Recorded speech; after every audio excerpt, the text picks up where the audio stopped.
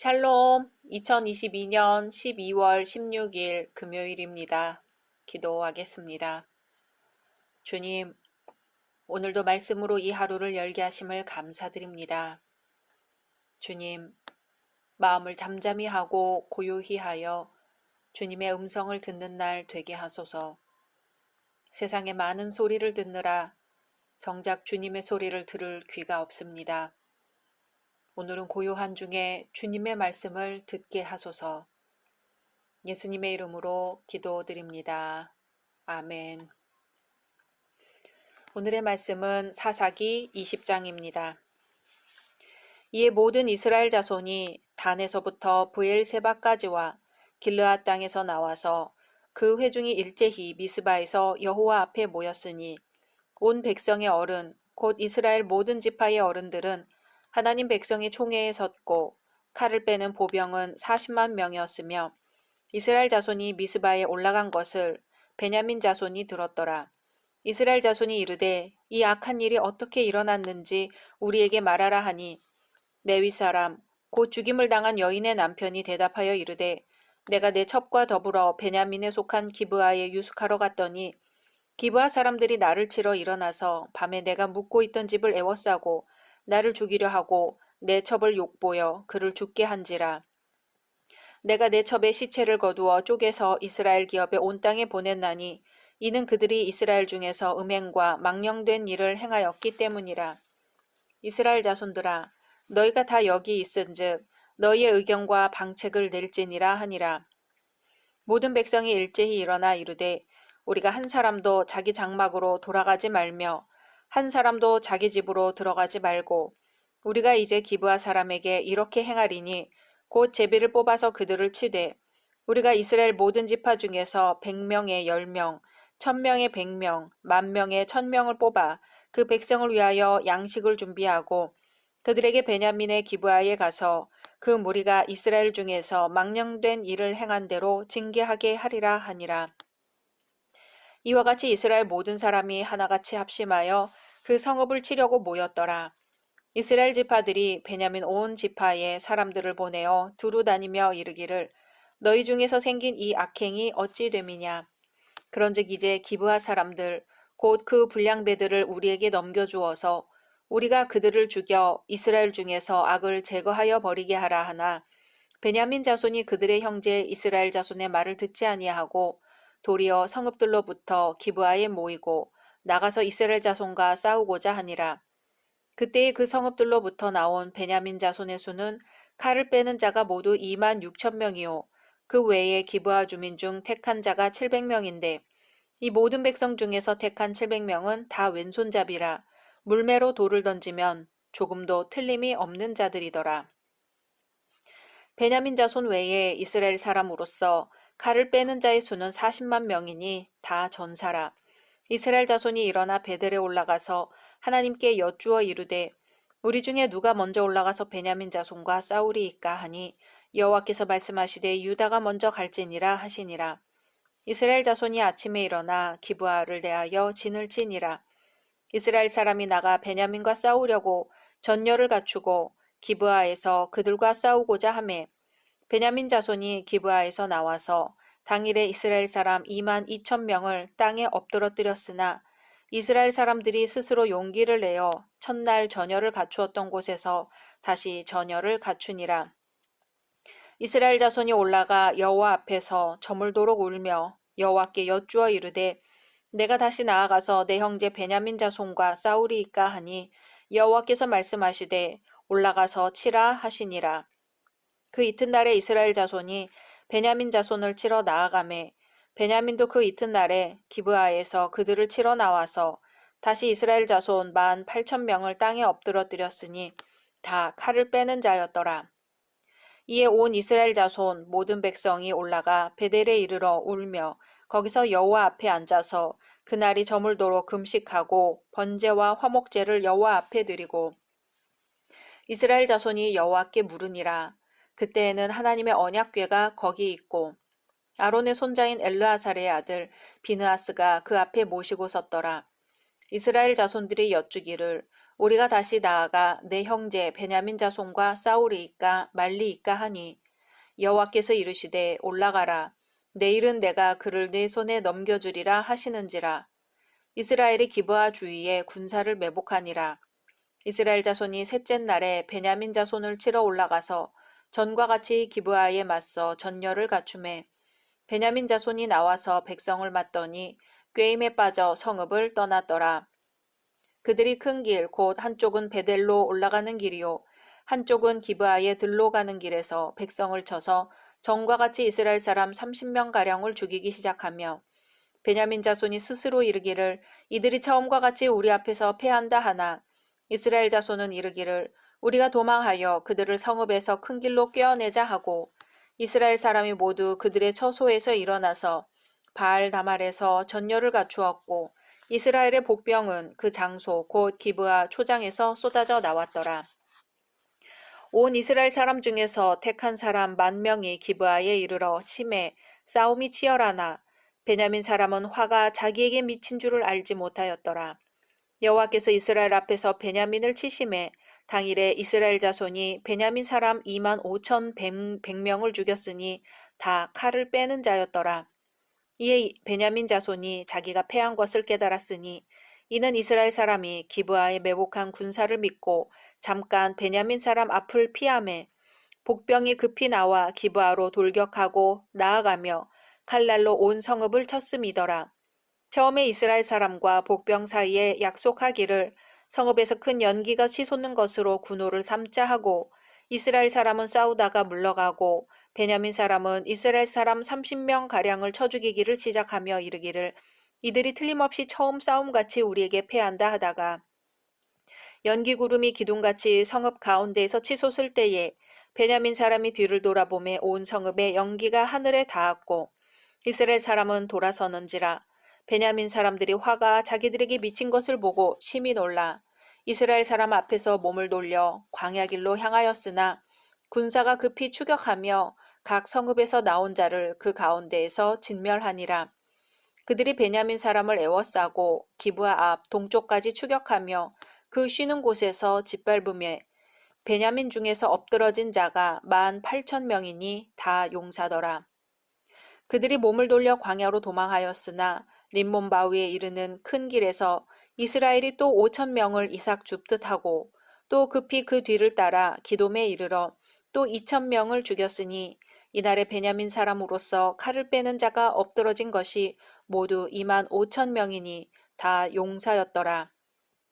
베냐민 사람 600명이 돌이켜 광야로 도망하여 림몬 바위에 이르러 거기에서 넉 달 동안을 지냈더라.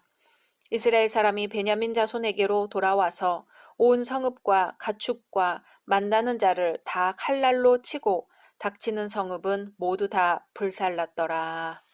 아멘. 앞장에서는 레위인의 첩이 당한 사건 때문에 레위인이 이스라엘 각 지파에 고발한 것으로 마무리되었었지요. 오늘 말씀은 그로 인하여 이스라엘 백성 간에 발생한 심각한 내전을 다루고 있습니다. 내전이 어떻게 전개되는지 한번 살펴보겠습니다.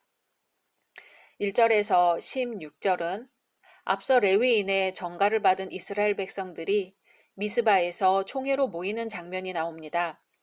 그리하여 레위인으로부터 사건의 전말을 보고받은 그들은 기브아를 칠 것을 결의합니다. 이 회의에서는 세부적인 지침이 가결되었는데 다음의 4가지입니다.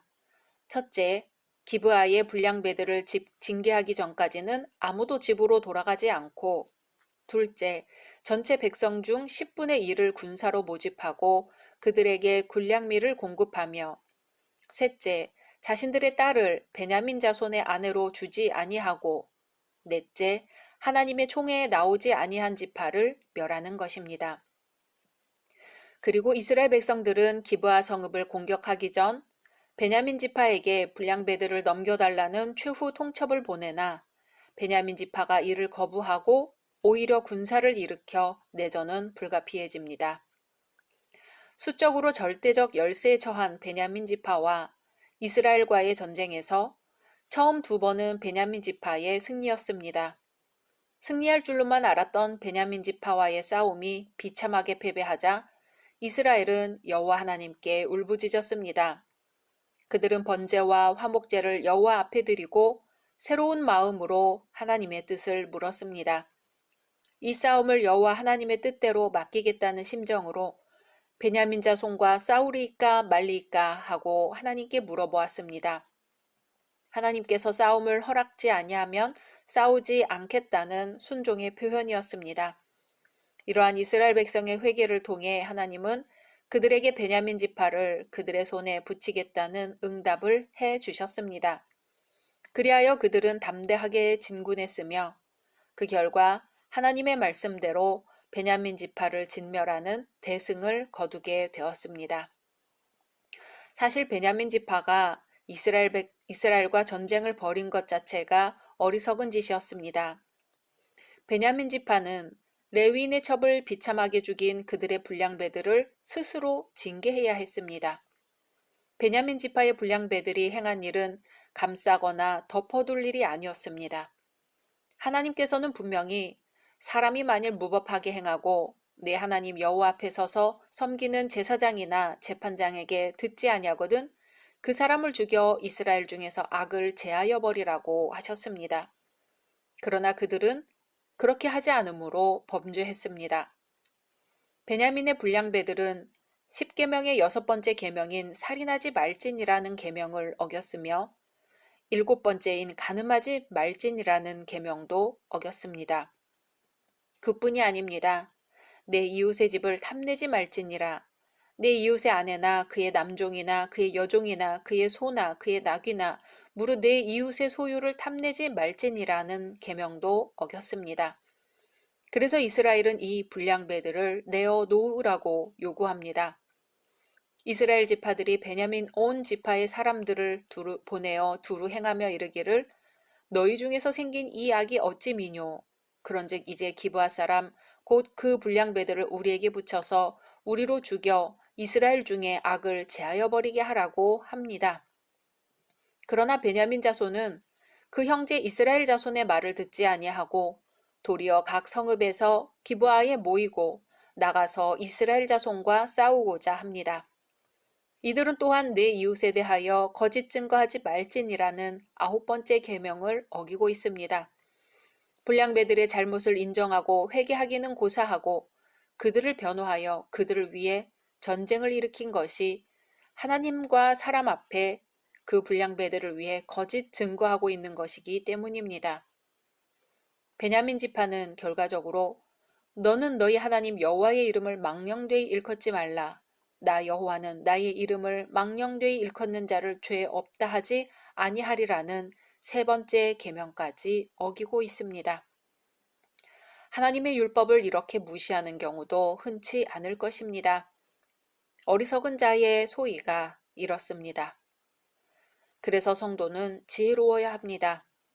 그리고 지혜의 근본은 여호와를 경외하는 것임을 잊지 말아야 할 것입니다. 베냐민 지파는 이런 상황에서도 적반하장격으로 이스라엘과 전쟁을 일으켰습니다. 더 큰 불행은 처음 2번의 전투에서 이겼다는 것입니다. 처음 2번의 전투에서 이겼기 때문에 기고만장했습니다. 그들은 교만하여 이스라엘 백성을 쳐 죽이기 시작했습니다.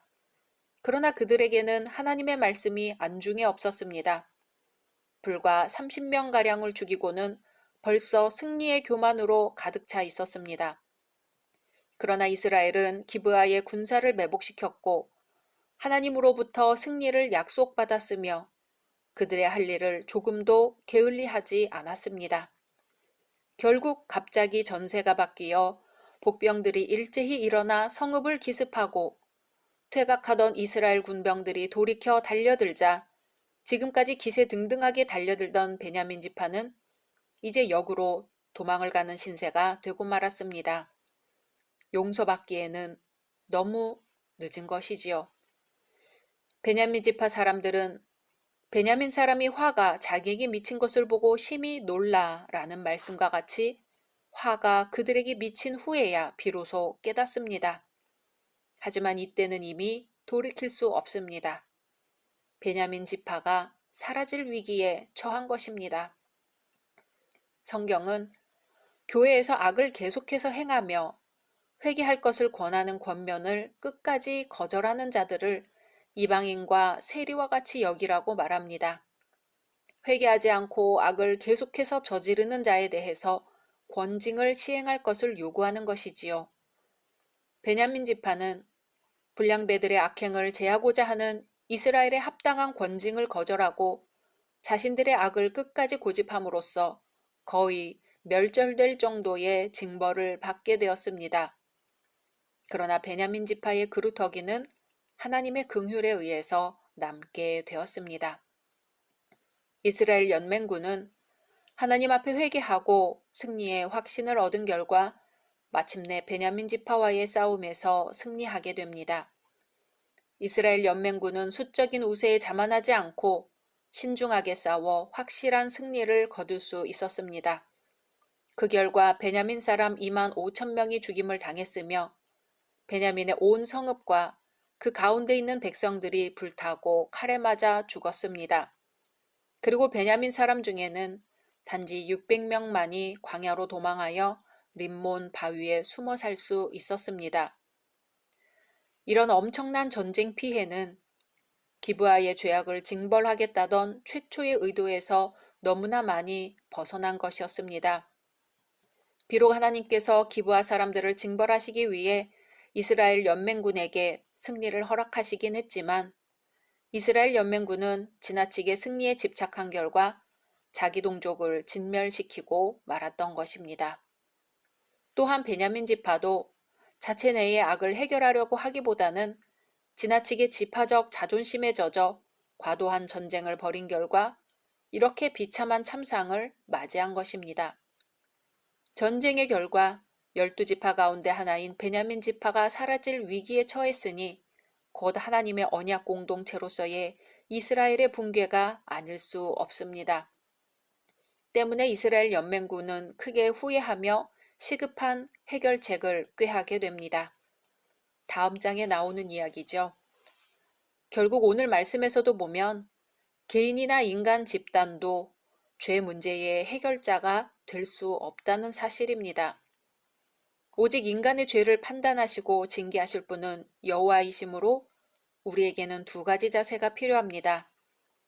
첫째는 자신의 죄에 대해서는 조금도 용납하지 않는 경계의 자세입니다. 둘째는 타인의 죄에 대해서는 정죄하기에 앞서 권면하고 용서하는 사랑의 자세입니다. 오늘도 우리가 의지하고 바라볼 분은 십자가에 달리신 오직 예수님입니다. 십자가 안에서 인류의 죄와 인류에 대한 하나님의 사랑을 볼 수 있기 때문입니다. 각자 말씀 묵상하신 후 주기도문으로 마치겠습니다.